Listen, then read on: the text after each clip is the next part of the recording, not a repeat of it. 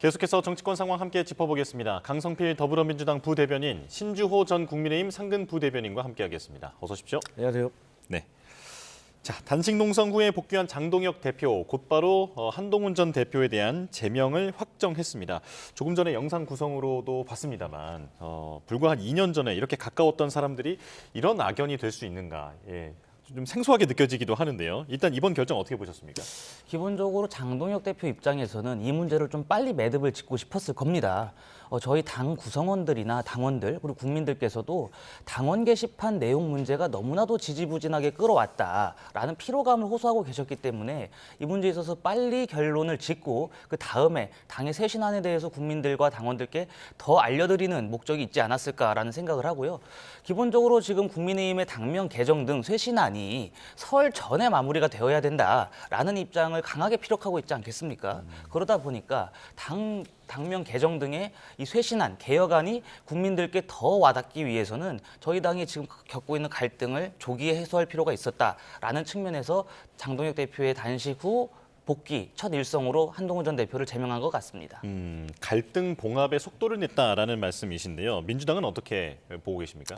사실 이제 한동훈 전 대표에 대한 이 제명은요, 이미 예정된 수순이었어요. 그렇기 때문에 저는 개인적으로 한동훈 전 대표가 뭐 제명이 되냐 안 되냐 뭐 이게 궁금했던 게 아니고, 제명이 됐을 때 한동훈 전 대표가 어떤 모습을 보이느냐, 크게 두 가지로 나눌 수가 있거든요. 첫 번째 같은 경우는 그야말로 이제 쏟아지는 비를 그냥 그대로 맞는 겁니다. 피해자. 그래서 이제 그 서사를 쌓아가는 그런 모습을 보일지, 아니면 피해자, 나는 피해자이기 때문에 싸우겠다.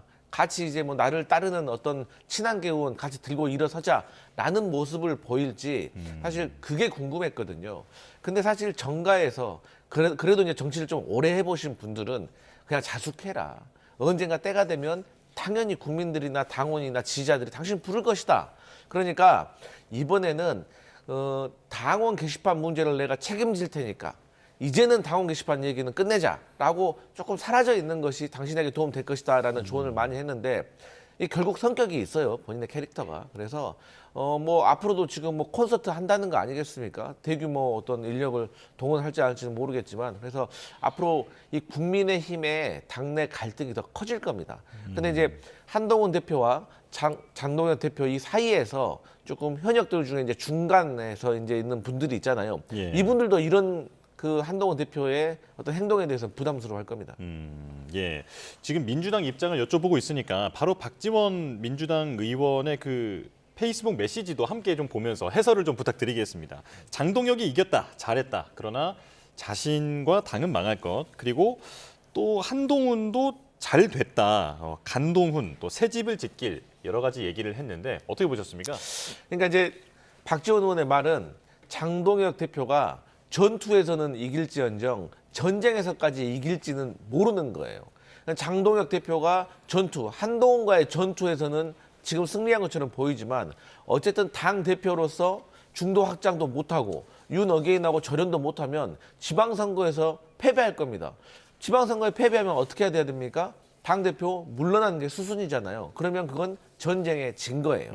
그렇기 때문에 앞으로 장동혁 대표가 한동훈 전 대표를 제거하는 데 성공은 했지만, 앞으로 본인이 다시 전쟁에서 이기기 위해서는 중도 확장을 해야 되는데, 어쨌든 이 장동혁 대표를 지지해주고 있는 세력에 대한 눈치를 보는 것도 만만치가 않기 때문에 어떤 태도를 보일지도 궁금한 겁니다. 예, 봉합의 속도를 낸다. 조금 전에 정리해 주셨습니다만, 그런데 지금은 물음표가 붙는 게 사실인 것 같습니다. 친한계, 소장파 의원뿐 아니라 원외에서도 장동혁 지도부가 물러나야 한다. 공개적인 사퇴 목소리가 나오고 있거든요. 어떻게 보십니까?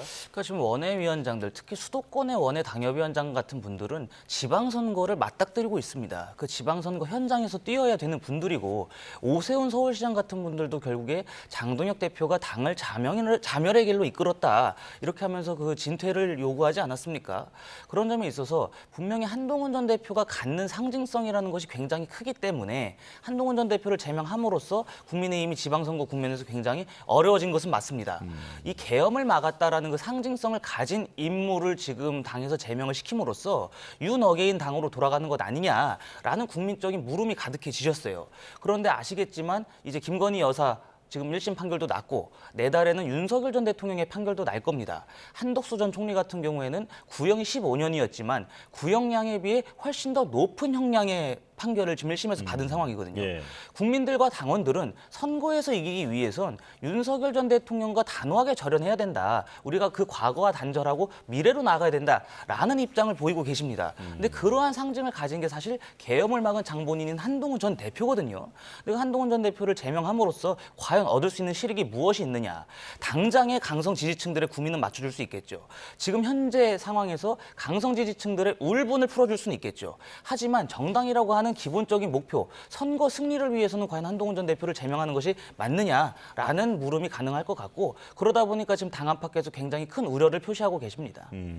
사실 오세훈 서울시장까지도 공개적으로 사퇴를 요구하고 있기 때문에 이 지방선거 이후가 아니라 그 전에 지도부가 지금 입지가 상당히 좁아지는 그런 느낌이거든요. 어떻게 전망하십니까? 근데 기본적으로 지도부 입지가 좁아들기 위해서는 현역 의원들이 움직이셔야 됩니다. 의원총회 등을 통해서 현역 의원들이 당 지도부, 당대표를 향한 사퇴 요구를 굉장히 강력하게 분출해야 되는데 그런 과정은 아마 없을 것 같습니다. 기본적으로 이번 지방선거가 국회의원들 자신들의 선거가 아니고 또 지금 지방선거가 저희가 불과 몇 달 앞두고 있지 않거든요. 공천관리위원회라든지 선대위가 출범해야 되는 상황에서 지금 지도부가 사퇴한다고 해서 더 크게 얻을 수 있는 것이 없다. 오히려 장동혁 대표, 장동혁 지도부가 이번 지방선거를 책임지고 그 책임진 것에 대해서 만약에 선거 결과가 좋지 않다면 그에 대한 또 정치적인 책임을 물으면 되지 않을까라는 생각을 할 것 같습니다. 그래서 지금 상황에서 지도부가 물러나고 뭐 비대위 체제로 돌아선다? 그것은 현실적으로 불가능하고 그렇게 가서도 안 된다고 생각합니다. 예. 한동훈 전 대표의 다음 행보는 무엇이 될 것인가 이걸 좀 전망해 보겠습니다. 일단 기자회견에서 나왔던 입장을 보면 이제 제명을 당해도 좋은 정치를 펼치겠다는 열망을 꺾을 수는 없다. 절대 포기하지 말라. 나는 반드시 돌아온다. 이렇게 말씀하셨는데 이 반드시 돌아온다라는 것은 내가 돌아올 테니 지지자들은 여기에 그대로 계셔라. 이런 의미로도 좀 해석이 되기도 하고 어떤 의미로는 조금 더 이제 권토중래 같은 느낌도 들긴 하거든요. 어떻게 읽고 계십니까? 근데 이제 한동훈 전 대표에게는 좀 서운한 얘기가 될 수 있겠지만 구체적인 계획이 안 나와 있잖아요. 그냥 막연하잖아요. 이것은 본인이 생각하더라도 지금 현재 본인의 처지가 궁색한 겁니다. 예. 다만 여기에 포인트는 뭐냐면 한동훈계, 친한동훈계들이 지금 입장이 난감합니다. 그러니까 좌장인 한동훈 전 대표가 지금 제명당했잖아요. 그럼 본인들도 탈당을 해야 됩니다. 같은 계라고 하면. 하지만 한동훈계는 사실 비례대표로 많이 구성되어 있고 지역구 의원도 얼마 안 됩니다. 근데 지역구 의원이 탈당한다는 거 쉽지가 않습니다. 그렇기 때문에 한동훈 전 대표가 이런 친한동훈계의 부담을 덜어주기 위해서 저는 반드시 돌아온다라는 짧은 메시지를 낸 것 같고 한동훈 전 대표에게는 세 가지의 옵션이 있습니다. 첫 번째는 신당을 창당하는 겁니다. 근데 교섭단체가 사실 구성하는 게 불가능해요. 사실 이 정도가 됐다고 하면 뭐 오세훈 시장을 비롯해가지고 친한계 의원들이 그래도 지역구 의원 뭐 한 있지 않습니까? 몇 명? 이분들이 한동훈 전 대표 제명시키면 나 탈당하겠다라고 엄포를 놔야 돼요. 그래서 우리 창당하겠다라고. 근데 이런 조짐 전혀 없기 때문에 이건 불가능하고 두 번째는 무소속 출마거든요. 근데 무소속 출마하면은 만약에 어부지리로 민주당이 이길 수도 있어요. 그러면 완전히 배신자 프레임에 빠지는 것이고 더 중요한 건 실무적으로도 한동훈계는 지금 탈당을 못하고 있잖아요. 그러면 한동훈의 선거를 도울 스텝도 없어요. 만약에 당적을 가지고 있으면서 한동훈 전 대표의 선거를 돕는다? 이거 해당행위입니다. 그럼 마지막으로 할 수 있는 게 그래서 대권을 꿈꾸고 있는 큰 정치인이라고 하면 뭐 저출산이라든지 뭐 어떤 기본소득이라든지 큰 아젠다를 하나 설정해가지고 여기에 대해서 공부하러 유학을 가는 것이 저는 오히려 지금 상황에서는 가장 올바르고 장기적인 포석을 둘 수 있는 그런 현명한 선택이 아닐까 그렇게 생각합니다.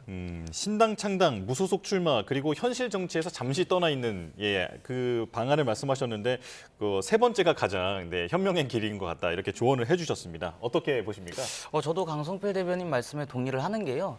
사실 신당 창당이라든지 뭐 가처분 신청 이런 것들은 우리가 현실적인 대안이 아니기 때문에 고려할 수 없습니다. 그렇다면 지금 상황에서 한동훈 전 대표가 가장 실익을 취할 수 있으면서 국민들께 정치적인 서사를 쌓을 수 있는 게 무엇이 있느냐. 결국에 정치 행보를 이어가는 겁니다. 근데 그 정치 행보를 어떻게 이어갈 것이냐. 두 가지 선택지가 있죠. 지금 무소속이 됐기 때문에 당에서 제명이 된 상황이기 때문에 당 밖에서 그 지방선거를 통해서 우리 당 국민의힘 후보들을 측면 지원하는 길이 하나 있을 것이고요. 말씀하신 것처럼 무소속 출마가 있을 겁니다. 근데 무소속 출마의 리스크가 좀 굉장히 크다고 생각을 하는데요. 만약에 저희 국민의힘에 유리한 그 지역구에 가서 출마를 했습니다마는 낙선했을 경우에 입을 정치적인 타격이 굉장히 큽니다. 그리고 말씀하신 것처럼 어부지리로 민주당 후보가 당선된다면 배신자 프레임에 덧붙여가지고 낙선한 정치인이라는 그 이미지가 굉장히 강해지기 때문에 더욱 힘들 겁니다. 그러니까 이런 겁니다. 뭐 대구 지역 같은 경우나 부산 지역에 보궐선거 나는 곳 있지 않습니까? 그런 데를 나갔는데 국민의힘 후보가 30%를 득표하고 한동훈 전 대표가 30%를 득표하고 근데 민주당 후보가 40%를 득표했다. 이렇게 가정을 해보면 사실 국민의힘의 단일 후보로 나가게 되면 60%를 득표함으로써 20%포인트 차이로 민주당 후보를 이길 수 있는 거 아니겠습니까? 그런데 두 후보가 양분했기 때문에 민주당 후보가 어부지리로 당선이 된다. 그러면 정치적인 타격을 엄청나게 입을 것이고 저는 그렇게 되면 사실상 정치 은퇴를 해야 된다고 볼 겁니다. 예. 그러다 보니까 가장 현실적이면서 리스크를 줄일 수 있는 선택지가 무엇이 있겠느냐. 그 국민의힘의 당원이 아니라 그래서 국민의힘 후보를 지지할 수 없는 건 아니지 않겠습니까? 그러다 보니까 당 밖에서 이번에는 백의종군을 하면서 국민의힘 후보를 지지하는 것이 제가 볼 땐 가장 현실적인 대안이 되지 않을까 싶긴 한데 그럼에도 불구하고 일각에서는 한동훈 전 대표가 이번 재보궐선거에 출마해서 원내 입성을 노리는 것이 좋지 않겠느냐라는 조언을 하고 계신 걸로 알고 있고 또 그렇게 해가지고 재보궐선거에 출마함으로써 정치적인 평가 한번 시험대에 올라서 결사항전의 각오로 선거에 임하는 것도 좋은 선택이 되지 않을까라고 생각해 봅니다. 그런데 백의종군도 두 분께서 좀 현실적인 방안이다 말씀해 주셨습니다만 이런 리스크도 있을 것 같아요. 사실 한 전 대표는 이제 승부수가 부족하다라는 박한 평가도 있는 게 사실이거든요. 그렇기 때문에 어떤 정치적 파장을 좀 키우기 위해선 어떻게든 출마하는 게 맞다라고 하는 그렇게 조언하는 목소리도 있는데 그렇다면 어디에 나가야 할 것인가? 무소속 출마를 한다라고 보면 그 선택지는 어디가 있다고 보십니까? 일단 지금 그 재보궐선거가 어디가 열릴지 명확하게 확정이 되지 않은 상황이기 때문에 뭐 현 상황에서 어느 지역구를 골라서 나가겠다 이렇게 단정 짓거나 예상하는 것은 저는 좀 큰 의미가 없다고 생각을 합니다만 한동훈 전 대표가 갖고 있는 상징성 그리고 한동훈 전 대표의 정치적인 미래를 위해서는 수도권 험지에 출마를 하시는 것이 낫지 않을까라고 생각을 합니다. 그러니까 지금 사실 뭐 대구나 부산 이런 말씀들을 하고 계시는데 예. 제가 아까 말씀드린 것처럼 대구나 부산에 출마했다가 낙선할 경우 그리고 낙선에 더불어서 혹시 민주당이 어부지리로 당선될 경우 그랬을 경우에 입을 수 있는 상처가 너무나도 크고 그러다 보면 정치 은퇴의 길로 가야 됩니다. 수순이 그 길밖에 없을 거예요. 그러다 보니까 차라리 수도권 험지에 출마를 해가지고 국민의힘 민주당 후보가 자웅을 겨뤄가지고 본인이 정치적인 평가를 제대로 받는다면 저는 거기서는 상당한 정치적인 효과를 거둘 수 있을 것이다. 그러다 보니까 뭐 아직까지 재보궐선거 지역구가 확정되지 않았습니다만 수도권으로 출마하시는 것이 가장 좋지 않을까 미래를 위해서 그렇게 생각합니다. 이준석 개혁신당 대표는 서울시장에 무소속으로 나가라 이렇게 얘기를 하더라고요. 어떻게 들으셨습니까? 제가 생각했을 때 이준석 대표가 자기 일 아니라고 그냥 막 말하는 것 네. 같아요. 아니 그럼 서울시장 나가면 되겠습니까? 아니 떨어지더라도 뭔가 의미가 있고 뭔가 족적을 남길 수 있는 그런 의미 있는 선거를 나가서 져야지 그게 정치인인 것이지. 지금 서울시장 민주당과 지금 국민의힘이 사실 박빙의 상황으로 가고 있는데 그 상황에서 한동훈 전 대표가 뭐 지금 지지율이 많이 나오는 것도 아닌데 저는 다소 좀 뜬금없는 그런 솔루션이 아닌가 이런 생각을 하고 저는 사실 한동훈 전 대표가 유학 가는 게 가장 좋은 거라고 생각을 하거든요. 왜냐하면 지금 장동혁 지도부가 잘 안 되면 다시 한동훈 찾게 되어 있거든요. 그러니까 오래 걸리지도 않을 겁니다. 근데 이제 그럼에도 불구하고 뭐 출마를 굳이 한다고 하면 저는 제가 뭐 저희 당의 전략상 알려드릴 수는 없고 다만 힌트를 드리면 본인이 주도적으로 판을 이끌 수 있는 선거로 출마를 해야지 본인이 끌려다니는 선거를 하면 안 된다라는 것만 알려드리고 싶습니다. 예, 알겠습니다. 자, 민주당 얘기도 해보겠습니다. 지금 조국혁신당과의 합당 얘기가 나온 이후부터 곧바로 그 합당 과정이 순탄치는 않을 것이다라는 여러 전망이 있었는데 역시나 공동대표를 맡아야 한다라는 목소리가 나왔습니다. 이걸 어떻게 들으셨습니까? 근데 이제 당과 당이 이제 합당을 하게 되면 최초에는 이제 공동 대표를 하는 게 그간 이제 사례를 보면 이제 상식이었습니다. 근데 이제 지금 조국혁신당과 민주당이 이 합당을 하는 게 흡수 합당인 건지 뭐 여러 가지 어떤 형태가 좀 다를 수가 있거든요.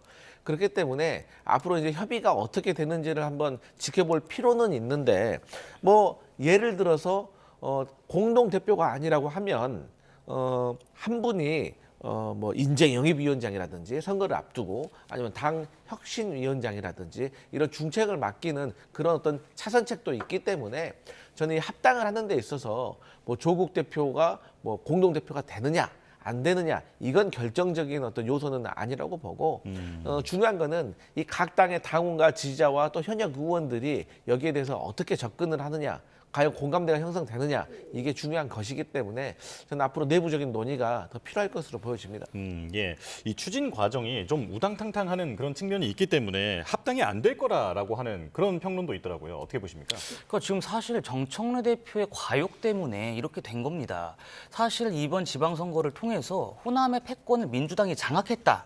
이렇게 한 다음에 조국혁신당을 고사시켜가지고 흡수합당을 하는 것이 사실 정치적으로 보면 맞죠. 그런데도 불구하고 지금 정청래 대표가 당대표 연임이라는 본인의 야욕 때문에 합당을 서두른 것 같은데 사실 황운하 의원의 말이 맞지 않겠습니까?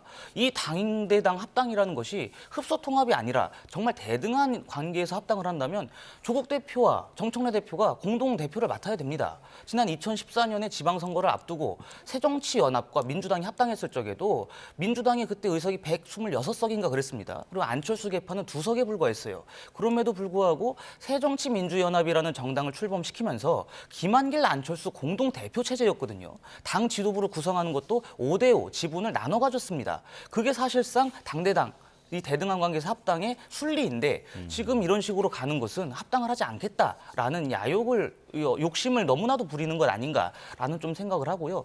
이러다 보니까 결국에 조국혁신당 차원에서 더 지분을 요구할 겁니다. 지금 급한 쪽이 누구냐라고 물어보면 사실 조국혁신당이 더 급해야 되는 상황이거든요. 그런데 민주당이 더 급한 것처럼 보여요. 이러다 보니까 조국혁신당이 민주당에게 더 큰 지분을 요구하거나 자리를 요구하다 보면은 이 합당 문제, 합당 논의의 실무 과정이 제대로 이루어지지 않을 수도 있다. 그렇기 때문에 오히려 지방선거 이후에 조국혁신당이 민주당 밑으로 들어가는 흡수합당으로 흐를 가능성도 점점 커지고 있다고 봅니다. 예. 한미 관세 협상으로 넘어가겠습니다. 지금 김정관 산업부 장관이 하워드 러트닉 상무장관을 만나서 협의를 하고 있는 상황인데 지금 트럼프 대통령은 국회 입법 과정이 이제 느리다라는 식의 그런 지적을 한 거잖아요. 근데 민주당은 대미투자특별법 합의를 촉구하고 있고 그리고 국민의힘은 비준을 요구하고 있는 상황입니다. 민주당 입장 설명해 주실까요? 일단 이제 트럼프 미국 대통령이 뭐 이제 한국 국회의 속도가 느리다라고 지적한 것에 대해서는 사실 우리가 이제 예민하게 살펴볼 필요는 분명히 있겠죠. 그런데 많은 전문가들이 말하고 있지만 지금 트럼프 미국 대통령이 중간 선거를 앞두고 지지율이 하락되고 있고 특히나 아시다시피 이민청과 관련된 논란들 과도한 어떤 진압이라든지 그런 것 때문에 좀 몰려있는 상황이라서 이런 것들을 조금 국외로 좀 시선을 돌리기 위한 것이 아니냐라고 분석하시는 분도 있습니다. 근데 결론 이제 현실을 얘기하자고 하면 우리가 이제 비준을 할 것이냐 아니면 특별법을 통과할 것이냐 저는 이게 만약에 정부가 무엇을 숨기려고 하고 야당에게 뭔가를 알려주지 않으려고 하는 다른 의도가 있다고 하면 저는 야당이 그런 것을 요구하는 게 타당하다고 생각을 합니다. 그런데 순전히 트럼프 시대의 이 관세 협상은 이번에 끝나는 게 아니라 앞으로 계속 포레버 협상이 될 거예요. 그런 차원에서 과연 이것을 비준을 해가지고 못 박아두는 것이 우리 국익에 있어서 전략적으로 이게 이득이 될 것이냐 손실이 될 것인가에 대해서는 야당도 고민을 조금만 해보면 알 거라고 생각을 합니다. 이런 상황에서 트럼프 편을 드는 것처럼 계속 비준해라 하는 것이 과연 야당으로서 대한민국 국익을 생각하는 거에 대해서 한번 고민을 해줬으면 좋겠고요. 또 마지막으로 이 트럼프가 관세를 지금 부과한 거에 대해서 미국 연방 대법원에서 아마 6월 정도가 되면은 이제 마지막 결론이 나올 것 같아요. 근데 만약에 거기서 잘못된 것이다라는 판결이 나오게 되면 사실상 우리가 국회 비준한 것이 조금 돌아가는 다시 되돌려지는 그런 상황이 될 수도 있기 때문에 최대 한도로 저희가 시간을 가지고 버티는 것이 중요하고 일본도 비준을 하지 않았습니다. 또 영국도 하지 않았고 또 비준을 요구하고 있는 미국도 사실 비준을 하지 않았어요. 그렇기 때문에 저는 지금 야당에서 다 그 정부를 견제하는 것은 타당한 일이고 당연히 해야 되는 일이지만 어떤 것이 국익을 위한 것인지에 대해서 좀 고민을 해줬으면 좋겠습니다. 예. 국민의힘은 장동혁 대표가 복귀한 이후에 이제 메시지가 더 강경해진 그런 입장인데 어떻게 보고 계십니까? 그러니까 이 문제가 사실 트럼프가 이 거론을 한 것은 한국의 입법 과정이 지지부진하다 이 지적을 한 거 아니겠습니까? 거기에는 말씀하신 비준도 있지만 특별법 통과 과정 관련된 것도 있다고 저는 봅니다. 근데 지금 특별법 통과를 민주당이 과연 제대로 하려고 하느냐 그 의문을 하지 않을 수가 없어요. 민주당이 지금 그 관세 협상이 마무리된 이후에 고의 당정을 몇 차례나 했습니까? 그럼에도 불구하고 지금 주요한 입법 사항 정부와 여당이 공조해서 최대한 국회에서 빨리 통과시켜야 될 사안들에 대해서 우선순위를 잘못 매긴 겁니다. 그런데 김용범 정책실장 같은 분은 입법 지연에 대한 지적이다. 이런 어떻게 보면 유체이탈 화법을 쓰고 계세요. 근데 김용범 정책실장이나 청와대가 정부 여당과 만나면서 이 부분에 있어서는 우리가 국회 차원에서 좀 빨리 통과시켜달라. 이렇게 드라이브를 강하게 걸었다면 이것이 국회에서 논의가 됐을 것이고 민주당도 국민의힘에 제안을 하지 않았겠습니까? 빨리 우리가 특별법을 통과시켜서 관세 협상을 어느 정도 마무리 짓자라는 그 의지가 있었을 텐데 너무나도 그런 과정이 없었다. 그런데 지금 민주당은 뭐 특검법 이렇게 정쟁성 법안이 있어서는 압도적인 의석을 갖고 통과시키지 않았습니까? 이러다 보니까 민주당이 정말 국익을 위해서 국회에서 활동을 하는 것인지 아니면 자당의 정략적 목적을 위해서 하는 것인지 의구심을 지울 수가 없다라는 것이죠. 지금 국민의힘도 국익을 위해서 모두가 하나가 되어야 된다. 그 대의에는 공감하고 있습니다. 이 문제가 사실 저는 비준이나 특별법 그게 중요한 거라고 보진 않아요. 최대한 국회에서 협상을 통해서 여야 합의로 통과를 시켜야지 대한민국 국회가 하나의 목소리를 냈다라는 것을 대외적으로 공표할 수 있지 않겠습니까?